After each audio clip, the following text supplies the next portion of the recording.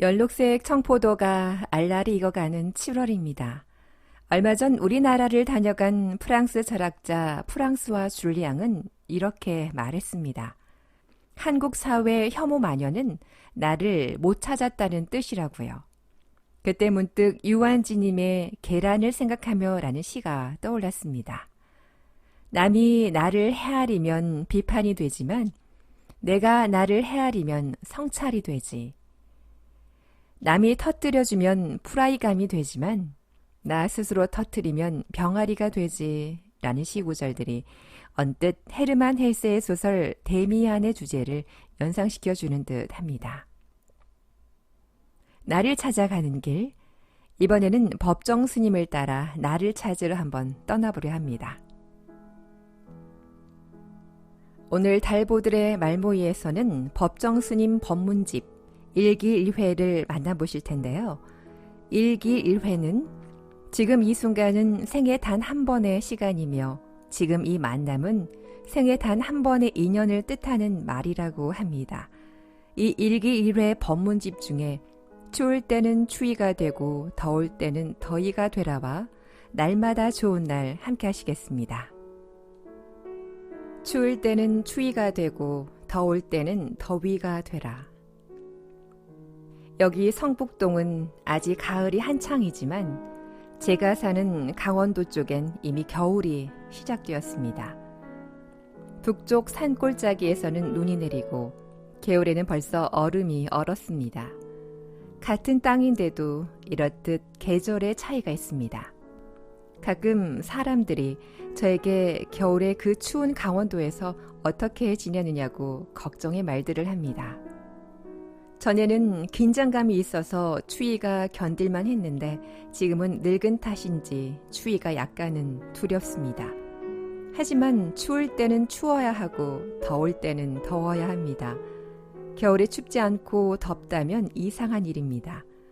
또 한여름에 덥지 않고 춥다면 그 역시 이변입니다. 겨울은 겨울답게 추워야 하고 여름은 여름답게 더워야 합니다. 인간만이 사는 세상이 아니기 때문입니다.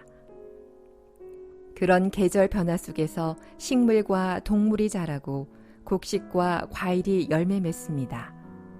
겨울에는 어느 정도 추위가 있어야 생태계가 온전하게 보존됩니다. 겨울이 춥지 않고 더우면 생활비는 덜 들지 모르지만 이상 난동으로 인해 생태계에는 큰 이변이 찾아옵니다. 벽암록에 다음과 같은 문답이 있습니다. 그때는 날이 무척 더웠던 모양입니다. 한 수행자가 동산 선사에게 이렇게 묻습니다. 몹시 춥거나 더울 때는 어떻게 해야 합니까? 진리의 세계에 대해 묻고 있지만 거창한 무릎이 아닌 지극히 일상적인 질문을 던지고 있습니다. 날씨가 무더울 때면 대개 피서를 가지 않습니까? 또 추울 때는 따뜻한 곳을 찾아 남쪽으로 내려가기도 합니다. 날씨가 몹시 더운 날 한 수행자가 절에 큰 스님을 찾아가서 이렇게 무더운 날에는 어떻게 해야 합니까? 하고 묻고 있는 상황입니다. 문답이 행해진 시대는 당나라 때이니까 벌써 1100여 년 전의 일입니다. 선풍기도 에어컨도 없던 시절입니다. 어떻게 해야 더위를 피할 수 있겠습니까? 동산 선사가 말했습니다. 추위와 더위가 없는 곳으로 가면 되지 않는가? 그러자 제자가 다시 묻습니다. 어느 곳이 추위와 더위가 없는 곳입니까? 선사의 답입니다. 추울 때는 그대 자신이 추위가 되고 더울 때는 그대 자신이 더위가 되라. 이것이 추위도 더위도 없는 곳입니다. 더위를 피하려면 나 자신이 직접 더위가 되라는 것입니다. 추위를 피하려면 옷만 껴입고 불만 뗄 것이 아니라 나 자신이 추위가 되라는 것입니다. 그러면 더위도 추위도 미치지 않는다는 소식입니다. 추위니 더위니 하는 것은 어디까지나 분별입니다. 삼복 더위 속에서도 일에 열중하면 더위를 모릅니다. 겨울에도 마찬가지입니다. 일에 열중하면 추위를 잊습니다. 이것은 누구나 경험할 수 있는 일입니다. 제가 불이람에 살 때의 일입니다. 몹시 더운 어느 여름날, 그때는 사람들이 많이 찾아오지 않았기 때문에 내이바람으로 부엌에 앉아 똑딱거리며 가구를 하나 만든 적이 있습니다. 무더운 날이었지만 그 일에 열중하느라 전혀 더위를 느낄 수 없었습니다. 할 일이 없어서 한가하게 일기예보에나 관심 갖는 사람들이 더위와 추위에 약합니다. 일에 열중하는 사람들에게는 더위도 추위도 없습니다. 쇠가 녹아 끓는 용광로 앞에서 일하는 사람들에게는 더위가 감히 범접할 수 없습니다. 지금도 제철소에서는 그런 일을 합니다. 그분들에게는 감히 더위가 접근할 수가 없습니다. 왜냐하면 자신이 곧 더위가 되었기에 또 다른 더위가 덮칠 수 없는 것입니다. 추위와 더위는 상대적인 비교에 따른 분별에서 오는 고통입니다. 신문과 방송에서 올 여름 중 가장 무더운 날이다, 올 겨울 중 가장 추운 날이다 하고 떠드니까 순진한 사람들이 그 말에 넘어가서 자기 의지대로 살지 않고 외부의 정보에 의해 춥고 더운 것을 미리 가불해서 쓰는 것입니다. 그런 비교에서 벗어나면 추위나 더위에 그다지 심각한 영향을 받지 않습니다. 더위를 피하려면 자신이 곧 더위가 되라는 가르침은 우리가 이 세상을 살아가는데 하나의 길잡이가 되어줍니다. 나고 죽는 일, 괴롭고 즐거운 일, 얻고 잃는 일, 사랑하고 미워하는 일, 또는 가난과 부 등도 모두 상대적인 비교에서 오는 현상입니다. 그것들에는 절대적인 기준이란 없습니다. 상대적인 비교를 통한 분별일 뿐입니다. 여름철 사람들은 동해안이나 다른 휴양지에는 더위가 없을 것이라 생각하고 피서를 떠납니다. 그러나 그곳에는 그곳대로 더위가 있기 마련입니다. 추위도 마찬가지입니다. 삶 그 자체가 되면 불행과 행복의 분별이 사라집니다. 삶 자체가 되어 살아가는 일, 그것이 불행과 행복을 피하는 길입니다. 번뇌 밖에 따로 깨달음이 있는 것이 아닙니다.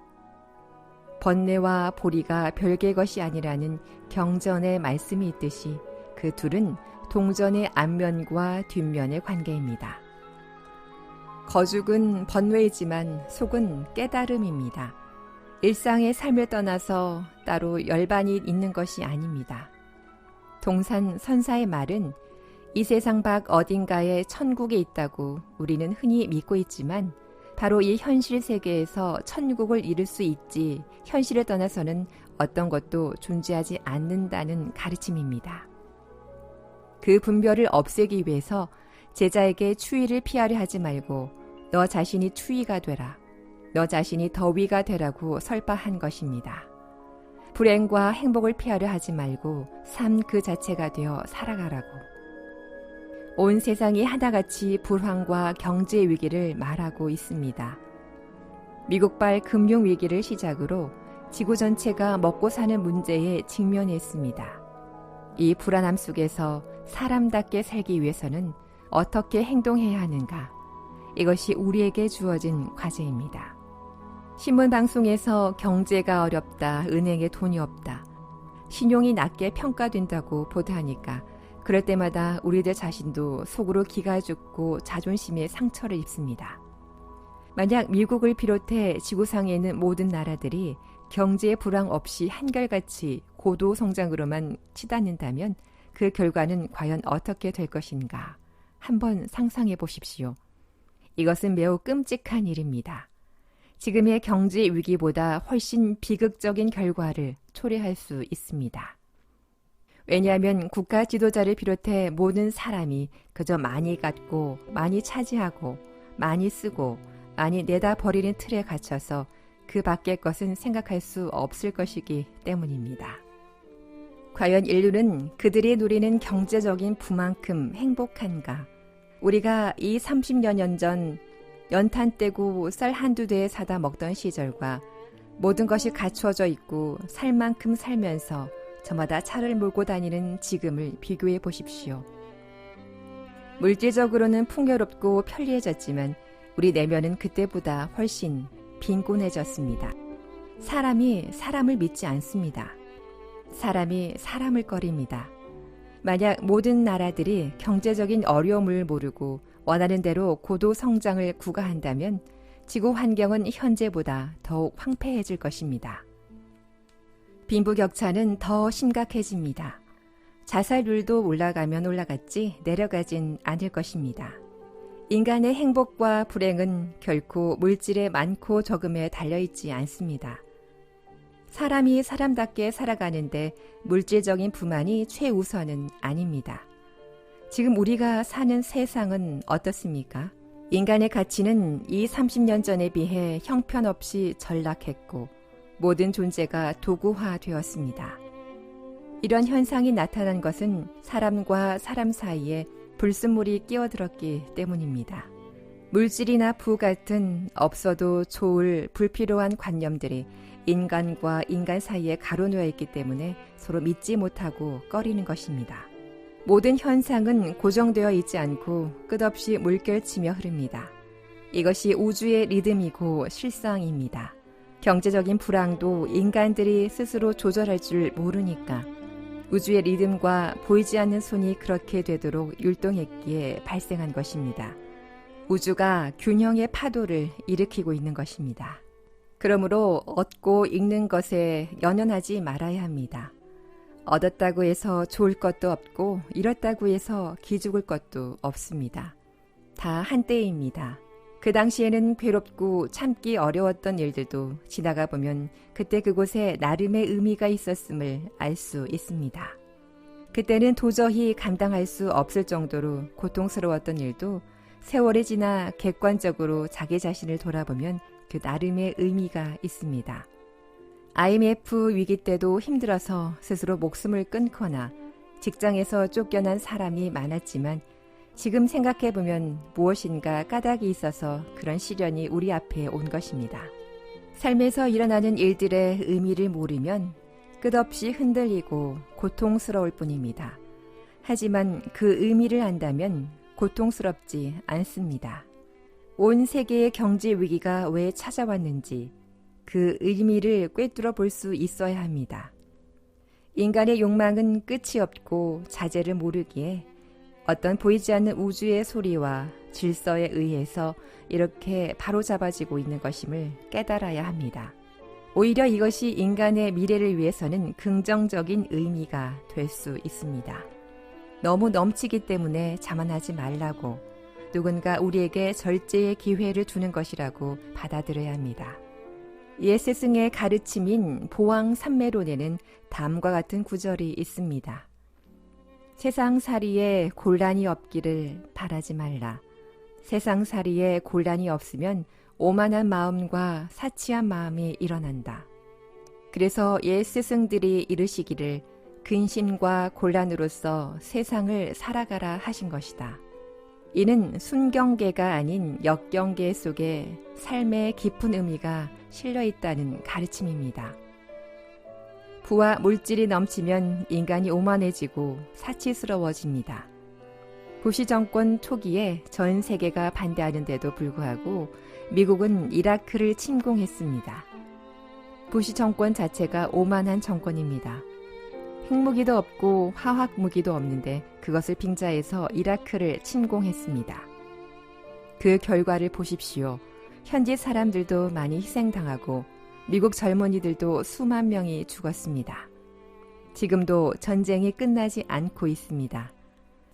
한 정치 지도자의 잘못된 판단과 오만함이 인류 사회에 끔찍한 재앙을 불러왔습니다. 오늘과 같은 미국 사회의 금융위기도 시발점은 이러한 데 있습니다. 아무 의미 없는 일들에 국민의 돈을 탕진하기 때문에 어떤 우주의 리듬과 손이 건방지게 굴지 말라고 바로잡고 있는 현상이 오늘과 같은 경제 불황입니다. 추위와 더위를 피하려 하지 말고 너 자신이 추위가 되라고 하는 가르침도 같은 의미입니다. 그렇게 되면 추위와 더위도 미칠 수가 없습니다. 행복할 때는 행복에 매달리지 마십시오. 그것도 한때입니다. 자신에게 좋은 일이 있다고 해서 드러내놓고 좋아하지 말라는 것입니다. 조심스럽게 감사히 받아들일 뿐이지 그것이 영원히 지속되리라고 생각하지는 마십시오. 또 불행할 때는 불행을 피하려 하지 말고 받아들여야 합니다. 그것은 내 몫이고 내 차지입니다. 때때로 자신의 삶을 바라보십시오. 자신이 겪고 있는 행복이나 불행을 남의 일처럼 객관적으로 받아들일 수 있어야 합니다. 자신의 삶을 순간순간 맑은 정신으로 지켜보아야 합니다. 그렇게 하면 행복과 불행에 휩쓸리지 않고 물들지 않습니다. 그러므로 늘 깨어있으라고 수많은 영적 스승들이 말하는 것입니다. 깨어있으라는 말은 자기 삶을 늘 주시하라는 뜻입니다. 자기 삶을 주시하고 있으면 고통과 불행이 따라오지 않습니다. 이 세상이 어떤 세상입니까? 극락도 아니고 지옥도 아닙니다. 참고 견뎌나가야 하는 사바 세계입니다. 거기에 삶의 묘미가 있습니다. 모든 일이 우리 뜻대로 흘러간다면 좋을 것 같지만 오히려 그 결과는 좋지 않습니다. 그렇게 되면 어려움을 모르게 되고 삶에서 영적인 깊이가 사라집니다. 우리에게 닥친 불행은 한때이며 내가 불러들인 삶의 매듭입니다. 좋은 일이든 고준 일이든 겸허히 받아들이면서 조심해야 합니다. 어떤 현상이든 객관적으로 주시하라는 것입니다. 거기에 매몰되거나 빠져들지 말고 지켜보아야 합니다. 오늘은 동안거 수행을 시작하는 첫날입니다. 수행의 첫 번째 과제는 자기가 하는 일을 늘 살피는 것입니다. 이 무엇인가의 참고가 바로 그 의미입니다. 참선과 염불, 간경을 통해서 자기 자신을 주시하라는 것입니다. 스스로 살피면 어떤 상황에 처하더라도 고통에 짓눌리거나 흔들리지 않습니다. 힘과 지혜가 그 안에서 싹틉니다. 자기 자신을 주시하면서 삶의 의미를 발견할 수 있어야 합니다. 때리는 겨울 안거가 되도록 우리 함께 정진합시다. 날마다 좋은 날. 더위 속에 잘들 지내셨습니까? 왜 더위가 오지요? 고온다습해야 벼농사가 됩니다. 고온다습하지 않고는 우리가 쌀밥을 먹을 수가 없습니다. 따라서 더위는 살아있는 존재들에게 우주가 베푸는 일종의 은혜와 선물입니다. 모든 것은 순간이고 찰나입니다. 머지않아서 선들선들 가을바람이 불어올 것입니다. 산에는 요사이 노란 좁쌀 같은 마타리꽃이 피기 시작했습니다. 마타리꽃이 피기 시작하면 어김없이 선선한 가을바람이 불어옵니다. 오늘이 겨울안거 해제일입니다. 지난 90일 동안 나 자신이 수행자로서 혹은 불자로서 어떤 업을 쌓으며 살아왔는지 한번 점검해 보십시오. 육체가 아니라 영혼의 나이가 한 살 더 축적될 만큼 제대로 삶의 시간을 보냈는지 되돌아보아야 합니다. 당나라 마렵의 스님으로 운문선사라는 분이 계십니다. 9세기 후반에서 10세기 초반까지 살다 간 분입니다. 운문록이라는 어록도 전해지고 많은 후학들에게 영향을 끼친 큰 스님입니다. 이분이 오늘 같은 보름날 법회에서 이렇게 말합니다. 15일 이전의 일은 묻지 않겠다. 15일 이후에 대해 한마디 해보라. 이미 지나간 과거사는 그만두고 앞으로 어떻게 살아야 할 것인가 하는 물음입니다. 대중들 사이에서 아무 말이 없자 스님 스스로 대신 답합니다. 날마다 좋은 날이다. 이 험난한 세상을 살아가면서 날마다 좋은 날이란 귀합니다. 또 좋은 날이 우리를 기다리고 있는 것도 아닙니다. 우리들 스스로가 그 좋은 날을 만들어 가야 합니다. 혹시 불행한 일이 있더라도 그 나름의 까닭이 다 있을 것입니다. 세상사는 모두 그 나름의 의미를 가집니다. 그 의미를 알게 되면 한 생각을 돌이킬 수 있습니다. 불행한 날이 불행하지 않은 날로 바뀔 수가 있습니다.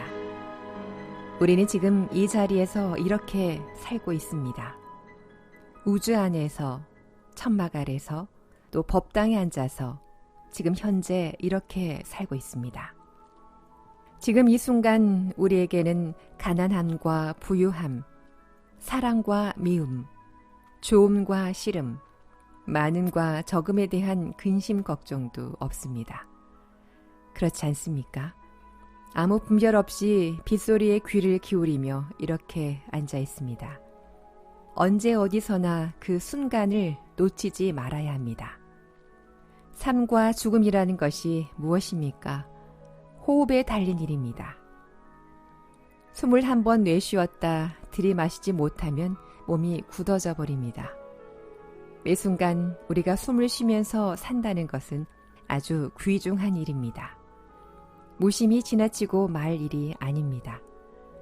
일찍이 우리와 같이 살다가 돌아가신 분들은 이 숨을 제대로 못 쉬어서 지금은 다른 세상에 살고 있습니다. 순간순간을 놓쳐서는 안 됩니다. 걱정, 근심에서 놓여나지 못하는 것은 그 순간보다는 이미 지나가 버린 것에 대해서 또는 아직 오지 않은 일의 생각이 가 있기 때문에 그렇습니다. 적어도 지금 이 순간만은 아무 걱정, 근심이 없지 않습니까? 이와 같이 언제 어디서나 그 순간을 놓치지 말고 충만하게 살 수 있어야 합니다. 좌선은 선방에서 스님들만 하는 것이 아닙니다. 좌선은 모든 불교도의 기본 자세입니다. 부처님이 앉아있는 모습입니다. 또한 모든 불자들의 기본적인 수행입니다. 좌선은 새삼스럽게 깨닫기 위한 수행이 아닙니다. 그 자체가 커다란 환희의 법문입니다. 아무 잡념 없이 우리가 부처님처럼 앉아있는 그 자체가 커다란 대학난의 법문입니다. 때묻지 않은 청정 법신의 모습입니다. 거듭 말씀드립니다. 우리가 좌선을 하는 것은 새삼스럽게 깨닫기 위함이 아닙니다. 그러면 왜 애써서 수행을 하는가? 본래의 밝음을 드러내기 위해서입니다. 닦지 않으면 오염되기 때문에, 성장의 노력을 하지 않으면 퇴보하고 물들기 때문입니다. 지난 여름 제게 있어 가장 보람되고 즐거웠던 시간을 꼽으라면 아침 저녁으로 개우물 소리에 귀를 기울이면서 묵묵히 앉아있던 그 시간입니다. 책 읽고 밖에 나가서 일하는 시간은 부수적인 것입니다. 아무 생각 없이 묵묵히 개울물 소리에 귀를 맡기고 조용히 앉아있을 때가 가장 기쁜 시간입니다. 이것을 선열위식이라고 하는데 선의 기쁨으로 밥을 삼는다는 뜻입니다. 불자들은 그런 수행을 꼭 안거 기간만이 아니라 언제 어디서나 할 수 있어야 합니다. 그것은 불교 수행자의 기본적인 자세입니다. 그런 자기 충전을 통해 이 험난한 세상을 무난히 헤쳐나갈 수 있습니다. 만일 자기 충전의 시간이 없다면 늘 중생노름, 여기에 팔리고 저기에 휩쓸리며 살아가게 됩니다. 자기 충전의 시간은 곧 자기 중심의 시간입니다. 순수한 자기 존재의 시간입니다. 그런 시간을 될 수 있으면 많이 가져야 합니다. 시문에서는 몇 억에 있어야 노후 대책을 할 수 있고 그래야 안심하고 죽을 수 있다는 말들을 합니다. 이런 숫자에 속지 마십시오. 순간에 사는 사람에게는 노후 대책이란 필요하지 않습니다. 삶은 숫자 노름이 아닙니다. 자기 중심이 없고 자기 탐구가 없는 사람들은 늘 그런 것들에 정신을 빼앗긴 채 살고 있습니다. 그 순간을 살 줄 안다면 많은 돈이 없어도 노후를 제대로 보낼 수 있습니다. 돈만 있으면 해결될 것이라는 망상에서 벗어나야 합니다. 그럼 돈 많은 사람들은 죽지 않아야 하는데 이들도 어김없이 죽습니다. 행복의 문제는 소유와 밀착되지 않습니다. 네팔 히말라야 산동네에 가보면 우리와는 비교가 안 될 정도로 가난하게 삽니다. 그런데 그 사람들의 눈빛을 보면 그렇게 맑을 수가 없습니다. 우리보다 훨씬 적게 가지고 있으면서도 그토록 친절하고 활기차고 건강하고 밝게 삽니다. 내 팔만이 아닙니다.